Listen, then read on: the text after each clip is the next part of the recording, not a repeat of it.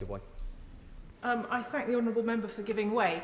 Would he recognise that actually, with the COVID passes, given that there's an option of a lateral flow test or a double vaccination, actually the double vaccination that many people will use gives a very false sense of security, because we know that you can be vaccinated and still transmit. Most of the people we know getting COVID at the moment have already been vaccinated. So it's not actually very effective and will give a real false sense of security.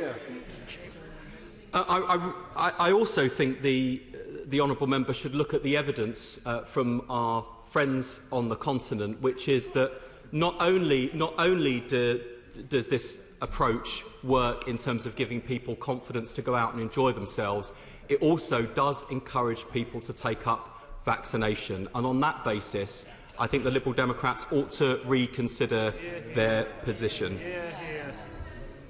I'll give way one more time, and I've got to make progress. Thank you so much. Really appreciate that. He's obviously spoken to lots of people and he's really concerned about transmission. Could he tell the House the Labour Party's view on by how much transmission is reduced by 2 vaccinations?